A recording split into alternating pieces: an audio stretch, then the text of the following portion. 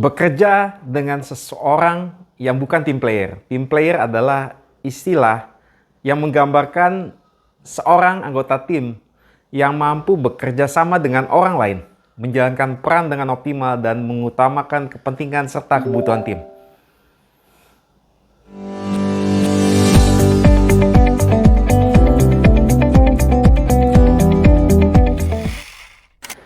Pasti Anda pernah mempunyai pengalaman seperti ini, bekerja sama dengan orang ya mungkin orang tersebut suka mempromosikan karyanya sendiri kepada atasan. Malas terlibat untuk pekerjaan yang dilakukan bersama-sama. Padahal pekerjaan ini dikejar dengan waktu deadline yang sempit. Kita sebagai rekan timnya merasa bahwa sulit sekali untuk mengajak orang tersebut untuk terlibat dalam suatu proyek yang dimana proyek ini dilakukan oleh lintas divisi dan merupakan bagian penting dari strategi perusahaan. Setiap diajak meeting selalu menghindar. Setiap kita menginformasikan update pekerjaan melalui email pun tidak dibacanya dan masih ada beberapa lagi alasan untuk menghindar. Kita tidak bisa melabeli orang-orang seperti ini tidak mampu dalam pekerjaan karena ada tipikal orang-orang seperti ini adalah orang yang bukan tim player, tetapi dia punya kemampuan hebat dalam diri dan pekerjaannya. Tetapi ya memang tidak suka bekerja sama dengan orang lain. Suatu waktu pasti kita akan merasa kesal, bertanya-tanya mengapa sulit sekali ya. Kondisi seperti ini bila dibiarkan terus terjadi, nantinya akan mempengaruhi anggota kelompok lainnya sehingga seperti virus yang menyebar cepat di dalam tubuh manusia. Carolyn O'Hara dalam artikelnya membagikan bagaimana cara menangani orang seperti ini dan bagaimana mendorongnya agar bisa lebih memikirkan kepentingan tim.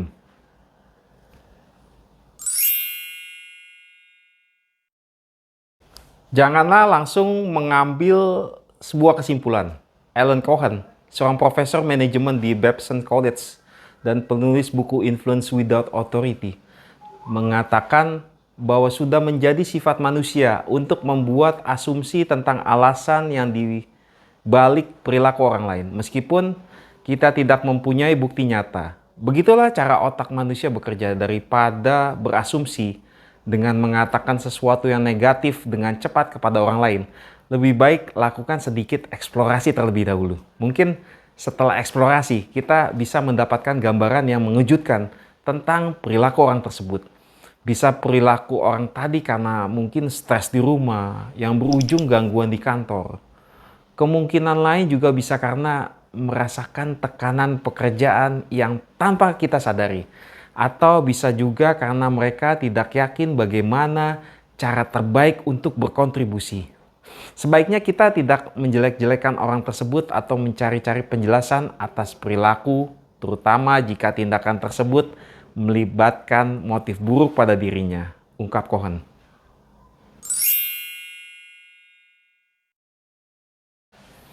Mulailah dengan dialog, dekatilah dengan ramah, bukan menuduh.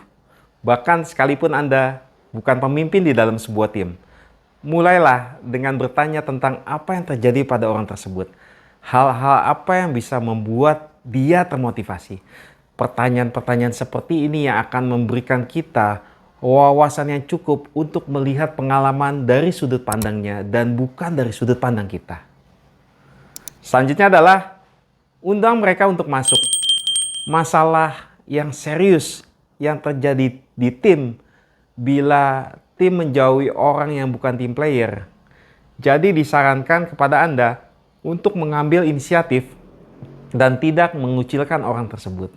Ajaklah sekedar minum kopi atau makan siang. Bisa juga dengan mengajak beberapa rekan kerja juga. Karena dengan lebih banyak interaksi akan mendorong hubungan kelompok yang lebih bersahabat. Kemudian selanjutnya adalah tinjau kembali misi tim. Kadang seorang anggota tim yang tidak kooperatif justru bisa membantu melakukan identifikasi permasalahan mendasar dengan bersikap seperti burung kenari di tambang batubara yang menunjukkan ada sesuatu yang tidak beres dengan kelompoknya. Burung kenari secara ikonis digunakan untuk mendeteksi keberadaan karbon monoksida karena laju pernapasan yang cepat, ukurannya kecil dan metabolisme yang tinggi. Bila pendekatan tim Anda tidak berhasil atau misi Anda tidak begitu jelas, ujar Cohen, gunakan kesempatan ini untuk berdiskusi dengan seluruh tim tentang apa yang menjadi visi serta membahas metode terbaik bagaimana cara menanganinya. Kejelasan tersebut akan membantu meningkatkan kesadaran akan tujuan dan produktivitas setiap orang.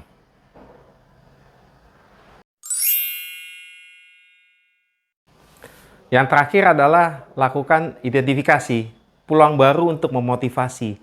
Maksudnya adalah begini, seorang yang bukan tim player menjauhkan diri, mungkin juga menganggap bahwa pekerjaan yang ditugaskan tidak ada gunanya dan membosankan. Mereka mungkin menginginkan lebih banyak tanggung jawab atau kesempatan untuk mengembangkan keterampilan mereka. Pikirkan, apakah ada peran yang cocok untuk orang ini di dalam tim. Carilah cara untuk menugaskan mereka kembali, bahkan secara informal, untuk menunjukkan keahlian mereka dengan lebih baik atau menawarkan cara baru untuk belajar. Hal yang perlu diingat pada langkah ini adalah tanyakan tentang minat, prioritas, dan motivasi mereka untuk mendapatkan pemahaman yang lebih baik tentang sudut pandang dan alasan di balik perilaku mereka. Gunakan kesempatan ini untuk meninjau kembali maksud dan tujuan tim, serta mencari peluang untuk memanfaatkan keahlian khusus yang dimiliki anggota tim yang bukan tim player tadi dengan lebih baik. Nah, hal-hal yang tidak boleh dilakukan dalam poin ini adalah jangan mengembangkan penjelasan atas perilaku orang yang bukan tim player tadi tanpa berbicara dengannya terlebih dahulu. Lalu jangan juga mengucilkan yang bersangkutan. Lakukan lebih banyak interaksi untuk menciptakan keserasian kelompok yang lebih baik. Kemudian jangan berasumsi semua orang tahu apa yang seharusnya mereka kerjakan. Perjelas peran anggota tim sehingga orang paham apa yang diharapkan dari mereka. Dari kesemuanya, hal yang perlu diingat untuk menghadapi orang-orang yang bukan tim player adalah dengan sesuatu yang positif. Semoga bermanfaat dan terima kasih sudah menonton video ini.